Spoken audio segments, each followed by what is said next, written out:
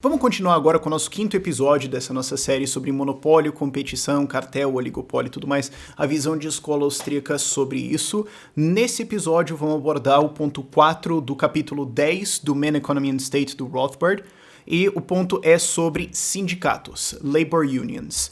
Aviso para você que talvez esteja caindo nesse vídeo aqui no futuro e só procurou sindicatos e caiu nele. Esse vídeo é exclusivamente tratando sobre os aspectos monopolistas ou não, cartelistas ou não de um sindicato e os efeitos disso numa economia. A gente não vai discutir a parte política de um sindicato, os seus objetivos e tudo mais, não, porque essa série é sobre monopólio e competição, ok? Para quem tá assistindo só a retão agora, lembre-se que é importante eu fazer isso, porque pode ser que daqui 3 anos alguém procure alguma coisa e caia nisso aqui e acha que é e daí não é, então a gente precisa explicar. Mas vamos pensar no lado de sindicatos como se eles são monopolistas ou não, porque é curioso que, se você for ver na lei americana, existem exceções para monopólio. Certo? Porque tem a lei antimonopólio, que é o Sherman Act, a gente vai analisar isso mais pra frente, a história dele, sobre como ele não tem nada a ver com monopólios originalmente, mas enfim. Muito tempo depois foi colocada uma exceção dentro do Sherman Act, que é para sindicatos. Não, um sindicato ele pode ser monopolista. Por quê? Porque ele é bom.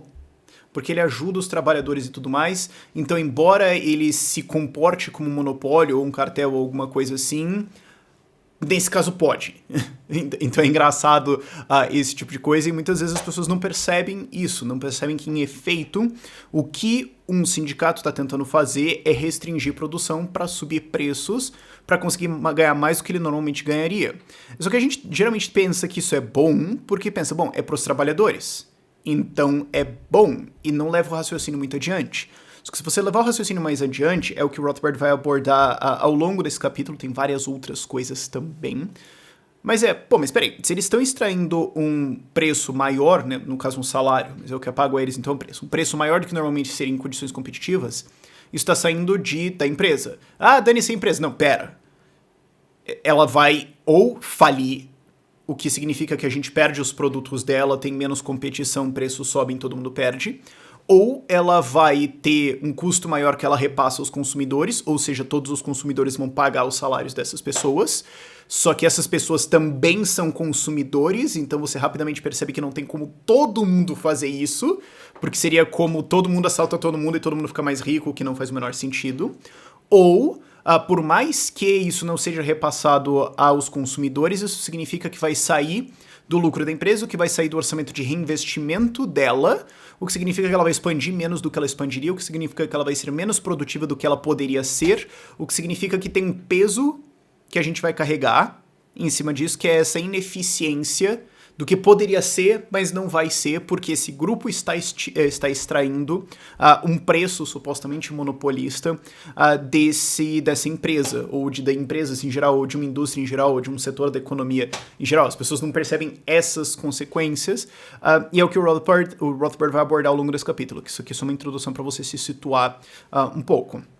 Então ele fala, bom, vamos pensar em sindicatos, certo? Porque aqui você pode dizer que você tem uma organização identificável que está expressamente tentando subir os seus salários através de não ser mais produtivo, mas simplesmente dando um jeito, que seria o que você acusaria uma empresa canalha, monopolista, cartelista de fazer, certo? Você não está sendo melhor, você só está dando um trampo aí para você ganhar mais dinheiro. Então você pode dizer, o sindicato está fazendo isso. Isso é um preço de monopólio? Não. Mas não porque os outros motivos que o Rothbard colocou de não existir um preço de monopólio, de fato ele não existe, não tem como você diferenciar isso de um preço competitivo.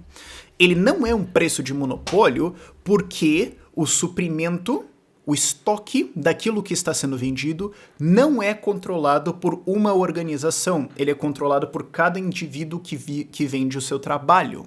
Então, não existe uma organização para se beneficiar desse aumento de preço. Alguns se beneficiam e alguns perdem e acabou.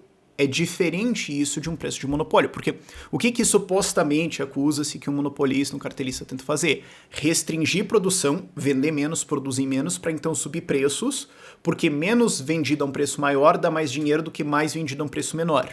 Então você diz, então o sindicato faz a mesma coisa. Não, porque no caso de uma empresa, a empresa é dona de todo o estoque. Se ela vai produzir 20 ou 16 ou 9, são todos dela ainda. Agora, você só é realmente dono do seu trabalho. Então, quando um sindicato dá um jeito de subir preços, restringindo produção, restringindo oferta de trabalho, restringindo entrada, restringindo várias coisas diferentes, o que acontece é que um grupo de trabalhadores é excluído, então eles zeram o salário deles, e um grupo de trabalhadores que ainda continua empregado ganha dinheiro, mas não existe os trabalhadores, o grupo para ganhar, existe apenas indivíduos.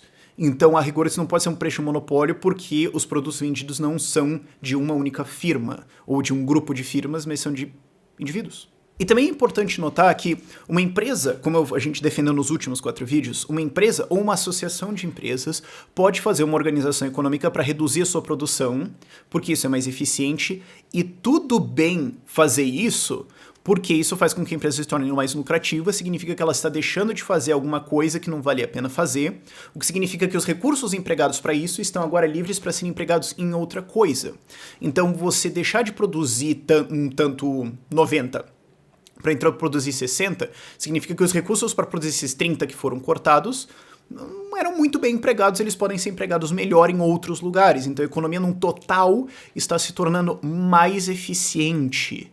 Então isso pode ser bom. No caso de um sindicato, não existe combinação de recursos. Quem combina os recursos de trabalho é os gerentes, os empreendedores, a firma de maneira geral. O sindicato não faz isso. Inclusive, em alguns casos, ele se opõe ou evita que isso seja feito. Seja porque ele não gosta do jeito que é gerenciado, ou ele evita que novas máquinas entrem via várias coerções diferentes. Enfim, ele pode até reduzir produtividade, mas isso é um outro caso. O ponto é, a união de trabalhadores em si em um sindicato não sobe produtividade de nenhuma maneira. Então, embora a união de empresas para reduzir produção, para fazer uma combinação de empresas, como a gente defendeu nos últimos episódios, não tem nenhum problema per se e pode ser bom para todo mundo, não tem como a sindicalização de trabalhadores subir produtividade. Na melhor das hipóteses, fica igual, mas na análise prática reduz, porque como eu falei antes, sindicatos muitas vezes se opõem a medidas que seriam mais produtivas e que ajudariam todo mundo, ajudariam a economia como um todo, porque eles se beneficiam disso. Isso posto, e eu estava basicamente explicando aqui as 3 primeiras páginas do capítulo, né, do capítulo não, nesse ponto, né, Labor Unions, Restrictionist Pricing of Labor, ele vai então para uma análise de diagrama, curvas de oferta e demanda bem padrãozão, de o que acontece quando um sindicato sobe preços, certo? E o diagrama é basicamente a mesma coisa que a análise do salário mínimo. Se você sobe o preço de alguma coisa, porque é a mesma coisa, né? Você está subindo, ao invés de você subir o salário mínimo para toda a economia, você está subindo o salário mínimo de um certo grupo. O diagrama, no fim das contas, dá a mesma coisa, né? Para quem já viu esse tipo de diagrama, né?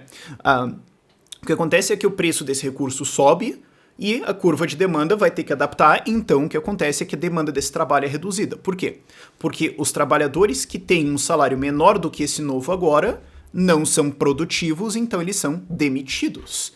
Então o que acontece é que você acaba com um triângulo vazio ali, que num diagrama geral de salários, numa análise de salário mínimo seria o desemprego, e aqui você tem um desemprego específico, que é do setor aonde essa sindicalização está afetando. Como o Rothbard vai falar lá na frente, quanto mais amplo isso for, maior vai ser o desemprego, maior vai ser a ociosidade de mão de obra. Mas você pode ter isso aqui só no setor de fazer vestidos de noiva que não são brancos. Deve ser uma coisa super pequenininha e aí você pode restringir isso para um setor. Então, varia aqui, ok? Mas o que acontece é a demanda de trabalho é reduzida. Os fatores de trabalho, no caso, mão de obra, que não são produtivos, que não são lucrativos para a cadeia de produção, são demitidos e ficam ociosos ou, como o Rothbard vai apontar lá na frente, eles precisam mudar para uma outra indústria. Porque o que acontece é, vamos dar um exemplo com mais números aqui.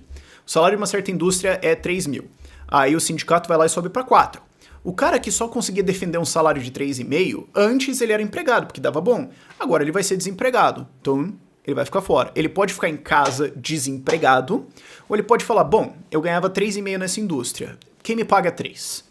Certo? E por que ele vai, então, perder um salário que seria alternativo? Né? Ele pode ficar se desempregado, salário zero, ou um salário menor. Porque a tendência, e aqui a gente está falando numa análise de livre mercado, ok? Numa evenly rotating economy, conforme isso vai se balanceando. A tendência é que as pessoas vão trabalhar nas indústrias onde elas ganham mais. Não que todo mundo num livre mercado vai estar em todos os momentos necessariamente perfeitamente ganhando o máximo, mas a tendência é essa. Então o que acontece é, você vai estar trabalhando onde você ganha mais. Então esse trabalhador estaria onde ele ganha mais, que no caso seria, digamos, 3,5. Então ele fala, bom, agora que o sindicato conseguiu me excluir dessa indústria, para onde que eu vou? Ele vai para outra indústria onde ele ganha 3, digamos, porque ele não é tão produtivo nela quanto ele era na anterior que ele foi excluído. Então o que acontece? Ou ele zera o salário dele ficando desempregado, ou ele reduz o salário. Só que isso causa um novo efeito, que é, agora tem mais mão de obra nessa nova indústria, né, que é o segundo lugar, digamos assim, que seria de eficiência para ele.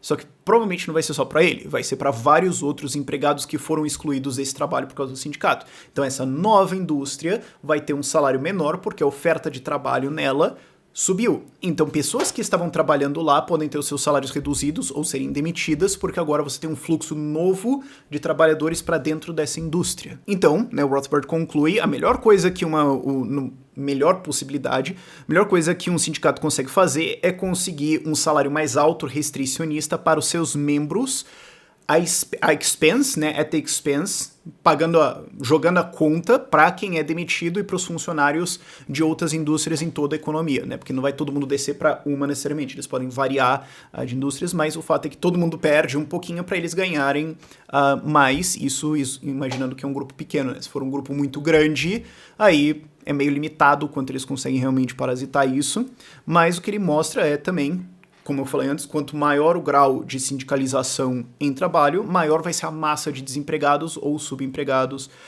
e isso vai causando ineficiências na economia. E o que ele mostra também, que ele fala, é que um sindicato, assim como qualquer monopolista ou cartelista, vai tentar evitar ao máximo que competidores entrem ou que alguém de dentro do arranjo quebre o arranjo, que é o que um cartel ou um monopólio qualquer faria. Só que daí a linguagem dentro de um sindicato é diferente, mas em efeito é a mesma coisa. Ele vai pedir benesses estatais, ele vai usar de coerção, manipulação e outros crimes variados, ele vai fazer a mesma coisa, só que quando um sindicato faz isso, especialmente, o Rothbard aponta isso, especialmente os defensores do sindicalismo, meio que ignoram. Não, vamos ignorar ali que um pessoal foi espancado e tocaram fogo nos negócios e teve um pouco de corrupção. Não vale porque é pros trabalhadores. Mas se fosse uma empresa fazendo, a galera ia falar, não, é pra isso que o governo tem que sentar a lenha. E, de novo, é engraçado o quão é subjetivo isso. Esse grupo pode, esse grupo não pode, o ato é o mesmo. E ele faz um ponto adicional que é interessante, que ele fala que existe uma diferença entre dois tipos de sindicatos. Os dois são ruins, mas um é muito pior. Um é o sindicato de profissão, que o que ele faz é tentar restringir a entrada de pessoas nesse trabalho. Então o que acontece é que eles podem não ter muitos alunos, eles podem exigir licenças e barreiras e tudo mais, e isso faz com que pessoas falem, bom, eu não posso entrar, então eu vou embora. Então de fato eles conseguem salários melhores reduzindo a oferta de trabalho, porém eles não atraem ninguém. O problema é quando você tem uma sindicalização de uma indústria em aberto, porque daí eles sobem os salários mais do que eles normalmente seriam, ao custo de todo mundo, né? Todo mundo paga a conta. Só que ao manter a porta aberta, eles atraem mais gente para esse setor. Então o que acontece é que ao invés das pessoas reduzirem essa má alocação de mão de obra, né? Porque você já tem essa distorção de preço, ao invés delas reduzirem isso indo para outras indústrias, você atrai mais gente para entrar numa indústria que está com um salário mais alto do que ele deveria ser, o que coloca ainda mais pressão para competir o salário para baixo, o que complica a coisa ainda mais e faz com que mais gente tente entrar nessa profissão do que normalmente aconteceria. Porque se esse sindicato não tivesse subido os salários, essa profissão seria menos atraente. Então o que acontece? Ao subir eles criam uma atração, um monte de gente vai trabalhar achando que não era necessário. Então não só você tem a distorção da economia via eles aumentarem salários mais do que eles normalmente seriam, mas você tem mais gente trabalhando nesse setor do que normalmente seria. Então você tem duas distorções ao invés de uma que é só fechada, que só tem uma distorção. Isso posto, ele vai para o argumento de alguns oponentes do sindicalismo vão até o extremo de dizer que esses sindicatos nunca apareceriam num livre mercado e esse fenômeno é sempre monopolístico e coercitivo. E o Rothbard fala, não, de fato é muito mais fácil você ter um sindicato quando o Estado está te apoiando. Mas, se você tiver uma situação onde as pessoas têm uma valorização moral por algum motivo, ou existe alguma convulsão social na sociedade que a galera fala, isso aqui tem que acontecer mesmo, você pode, numa situação de livre mercado, com zero interferência estatal, ter gente ganhando mais do que deveria e conseguindo fazer greves e conseguindo coagir as empresas a pagar mais e conseguindo evitar que outras pessoas vão lá e quebrem a greve, furem a greve de várias formas, se as pessoas realmente apoiam isso, se a população no geral apoia isso, e especialmente se os trabalhadores daquele setor apoiam isso. Porque quando um sindicato entra em greve e os trabalhadores se retiram, né, e o Rothbard ainda aponta que é engraçado que aí o sindicato consegue até convencer as pessoas que eles ainda são trabalhadores, sendo que eles estão explicitamente decidindo não trabalhar, mas quando eles se retiram, outros trabalhadores podem pegar esse emprego. Pode ser que esses trabalhadores que furariam a greve, digamos assim, que na verdade só estão competindo, então não tem nenhum... Porque é engraçado você colocar esses... E ele aponta isso, né? É engraçado você colocar esses termos super derrogatórios, mas eles não são, na realidade. Esses caras que foram à greve podem ser convencidos que não. Na verdade, vai ficar bom para todo mundo se ele não quebrar isso. Ele pode ser induzido a não competir. Inclusive, quanto menor for a oferta de mão de obra naquele mercado, mais fácil vai ser fazer isso. Isso quer dizer que todo mundo está saindo ganhando? Não. Inclusive, o Rothbard aponta, todo mundo sai perdendo. Mas é possível que pessoas sejam convencidas de que isso é uma boa ideia, erroneamente. Sim. E pode ser que por grandes valores morais, pode ser que por algum motivo social, pode ser que por convencimento ou por ignorância as pessoas sejam convencidas a respeitar isso.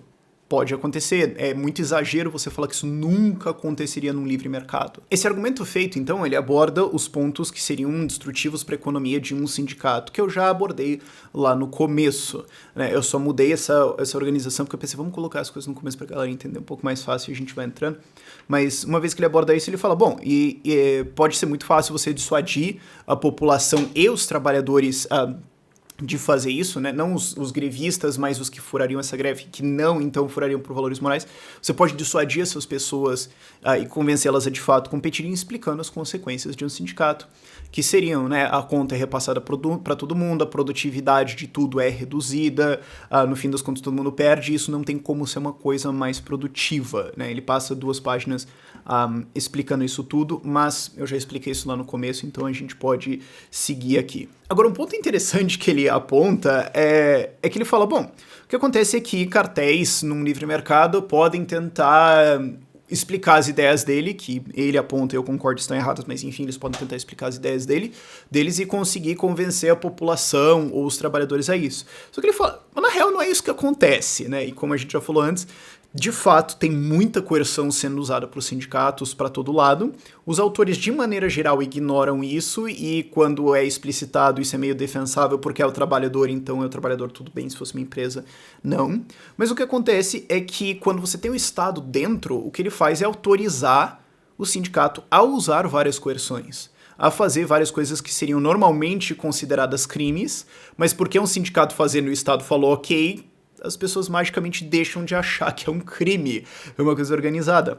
Mas é uma coisa engraçada, né? Mas o que ele fala é que, assim, analiticamente, então, o que a gente pode dizer é que quando esses sindicatos têm autorização de usar violência contra as pessoas, de iniciar violência contra as pessoas, de agredir os outros, eles então se tornam uma agência que, na prática, é um Estado privado. Eles estão falando, eu controlo você, eu vou fazer você fazer isso. E se eu não fizer, eu vou meter a lenha. E, mas eu não sou sindicalizado. Não, mas se você fizer isso aqui e furar minha greve, eu vou te agredir, ou eu vou te impedir, ou eu vou dar um jeito de multar a empresa, e se ela não multar, a gente vai usar poderes variados para ir para cima dela. Então, em efeito, ela se torna um Estado privado e continua com toda a análise econômica que você faria normalmente de um Estado e todos os seus efeitos deletérios. Isso posto, e esse vídeo aqui naturalmente eu sabia que já ia ser mais curtinho, tem dois argumentos que podem acontecer em defesa dos sindicatos de um ponto de vista econômico. Tem vários outros que não são econômicos, ou que não cabem, na verdade, dentro de uma discussão de monopólio, oligopólio, etc. E aí a gente não vai abordar isso aqui, porque como eu falei no começo do vídeo, isso aqui é só sobre monopólio, competição, cartel, etc. Os 2 argumentos são da indeterminação de um preço, que o preço pode ser uma zona, então pode ser que o sindicato só está colocando ali o preço em cima, mas se fosse em cima ou embaixo tem um certo diferença que ninguém se importa. E o argumento de, mas e se as empresas todas agirem como um monopsônio, né, o único comprador, e aí o que acontece? Então qual que é o primeiro argumento? O argumento da indeterminação de preços, e é um argumento razoável porque existe um certo ponto onde um preço não faz diferença para você. Imagina que você está comprando um remédio de alguma doença complicada que você tem que comprar, e a caixinha do remédio é R$300, mas se ela fosse 302, você deixaria de comprar? Não não faz muita diferença para você. Os preços podem oscilar, inclusive, eles podem ir para 305 ou 298, dependendo de a variação de um imposto, ou um frete, ou sei lá, se o custo de energia da farmácia mudou, isso vai ser repassado ou não para o remédio. Então tem uma variação num preço de maneira geral, mas nesse raio de 298 a 305 você está pouco se importando, você comprar ele de qualquer forma, então existe uma certa indeterminação do preço, ele pode oscilar um pouco. Ok, e aí o argumento seria... mas então o que acontece é que existe uma indeterminação de preços de trabalho e o que o sindicato faz é só chutar ele dessa banda pra cima.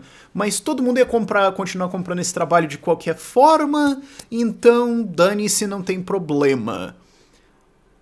Esse argumento não funciona porque, primeiro, se isso fosse o caso, você não teria desemprego saindo de sindicalização, você não teria pessoas que querem trabalhar por um preço menor e pessoas querendo contratar elas, né? Uma coisa que o Rothbard nem aponta aqui, mas eu acho que seria a mais lógica de todas, não sei por que ele pulou isso necessariamente, mas a prova, para essa tese aqui funcionar, você teria que ter a sindicalização não gerando desemprego, o que a gente sabe que não acontece, porque daí você teria que dizer que se a gente subir o preço de um certo ponto para o outro, o desemprego não muda porque o preço é indeterminado, os contratantes pagariam 1.600 ou 1.560, então dane-se, a gente jogou para 1.600, todo mundo ganhou.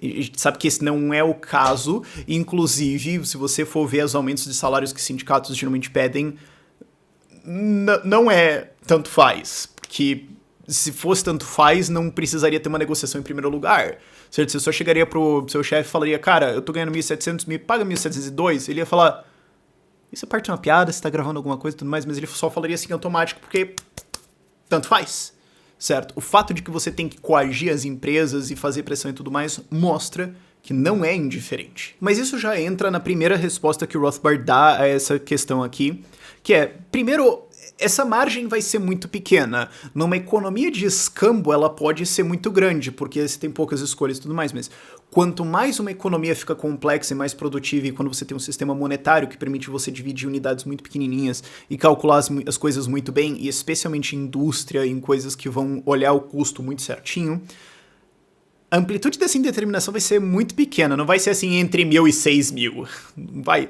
Vai ser entre 2.350 e 2.354. Não vai ser um uau gigantesco para você falar que exigir um aumento de salário de 30% não faz a menor diferença. Não. É por isso que eu dei o exemplo do remédio, por exemplo. Se um remédio normalmente é R$300, um remédio que você precisa muito, que você não pode falar, eu só vou segurar a onda aqui. Se ele for 310 em uma farmácia e 300 na outra, uma quadra, muita gente ia falar, cara, eu ando até lá. Algumas pessoas poderiam ser preguiçosas e falar, não, isso aí é o quê? 3% de diferença de preço? Não, quer saber, dane-se. Mas muitas pessoas falariam, não, eu vou lá onde é 300. Especialmente quando você tem, tipo, aplicativos para comparar preço e tudo mais. Quem trabalha em varejo sabe como isso acontece. Às vezes você tá a menos de 1% de distância de um preço, mas o cara ainda fala, você tá cobrando aqui 250, aqui esse cara tá aqui a 248, tá? Então o que você vai fazer sobre isso?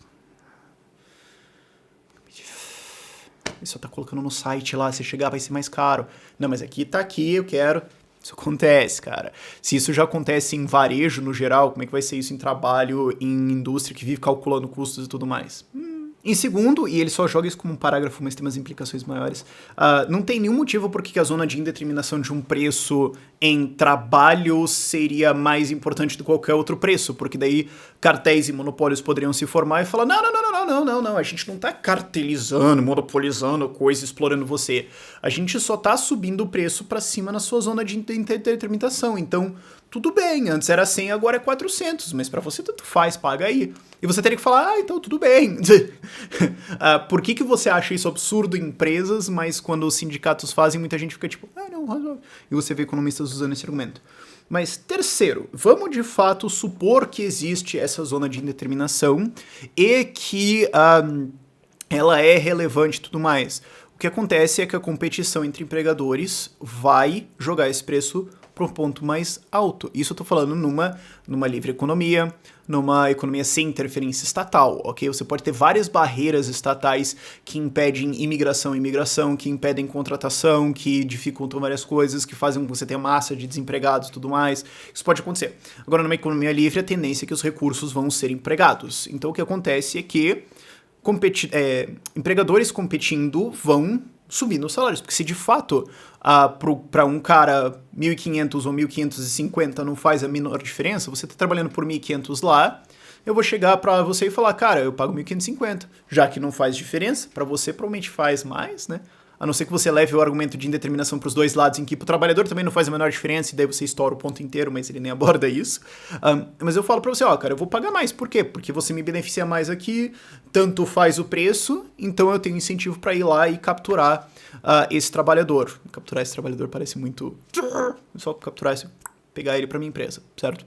Então isso já aconteceria, então se você tivesse isso aqui mesmo, a tendência seria que os preços estariam no topo da banda de indeterminação e não no fundo ou no meio. E o segundo argumento é o do monopsônio ou oligopsônio, ele não é feito de uma maneira super refinada, ele é geralmente feito da seguinte maneira.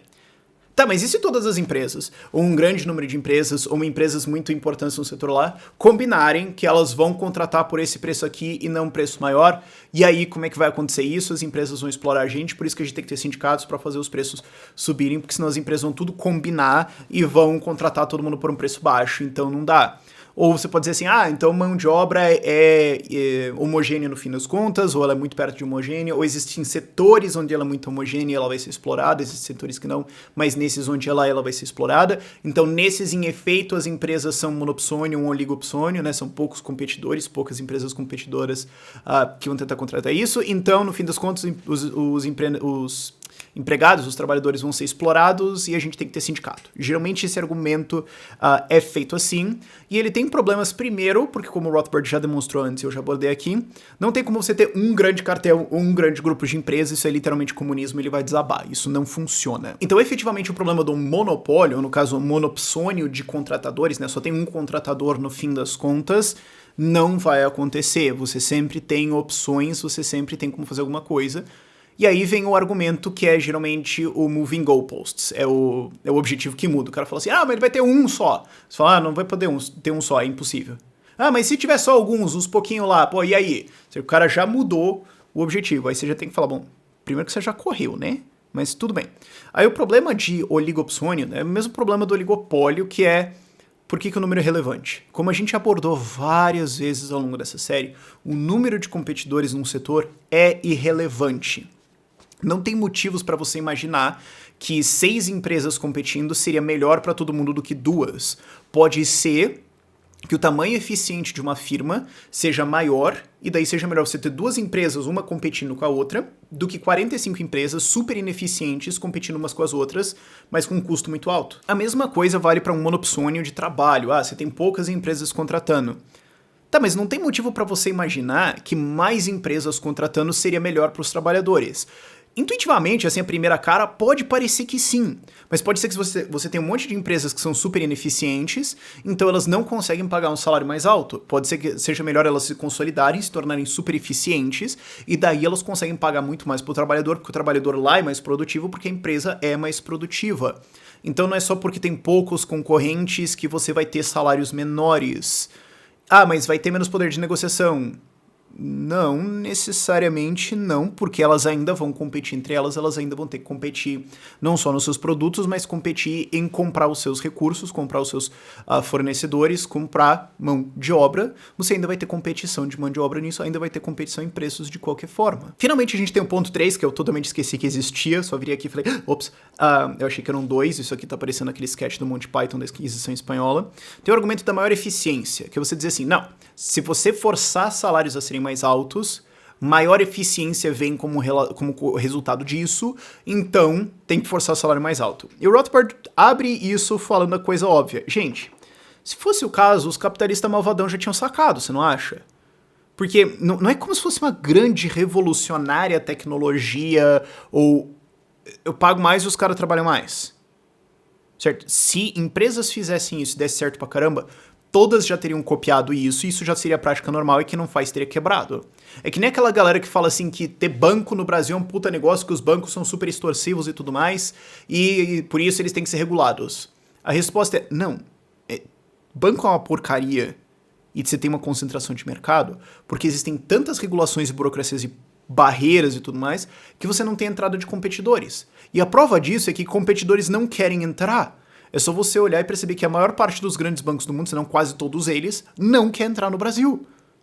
Aí você tem que me dizer que, não, na verdade o que acontece é que ter banco no Brasil é um puta bom negócio, e os maiores bancos do mundo, todos os geniais, eles são burros. Eles não sabem administrar banco ou ganhar dinheiro, quem sabe sou eu que fico reclamando na internet. Não tem sentido esse argumento. Você entende o ponto? Se isso funcionasse de você subir produtividade via salário, isso já seria prática normal. Não é uma grande sacada. E o que o Rothbard aponta é que, em alguns casos, isso acontece. Sabe por quê? Porque pessoas, empreendedores, contratam outras pessoas. Bom, empreendedor é uma pessoa, embora às vezes as pessoas discordem. Algumas pessoas discordem. Empregadores contratam pessoas por mais do que elas valem agora. Porque pensa, não, pera. Se esse cara, eu trouxe ele para dentro agora, não vai valer o que eu tô pagando pra ele, mas ele vai começar a entender a empresa, entender a cultura da empresa, aprender como é que o negócio funciona, vai demorar uns 6 meses, 1 ano, ele vai se adaptar, a gente vai criar uma relação com ele, certo? Ele vai ficar aqui e do segundo ano pra frente, ele vai realmente ser produtivo pra caramba. Então a gente contrata ele agora, embora ele não defenda o salário dele, porque a gente sabe que no futuro vai. Eu sei porque eu já fiz isso. Então, isso acontece e faz sentido em várias situações você fazer esse tipo de coisa. E também você pode pensar, bom, então eu vou trazendo o cara aqui pra dentro, ele vai ficando, e pode ser que ele vai melhorando por fora, e daí eu contratei o cara mais barato, porque lá depois ele vai ganhar mais, e aí ele vai ser super demandado pelo mercado, eu não vou conseguir encontrar ele, agora eu consegui encontrar ele, então fica aqui e vamos pensando no longo prazo. Então existem situações sim onde um funcionário pode ser contratado por menos do que ele vale. Isso não quer dizer, claro, que isso vale para todos os funcionários. Existem alguns casos onde isso faz sentido, mas se puramente só subir o salário retão da galera, 30% de aumento, fosse subir produtividade, como eu falei antes, isso seria uma prática normal. A prática normal hoje é você contratar algumas pessoas em alguns casos, não genérico. Então, a gente vê que essa tese tem problema.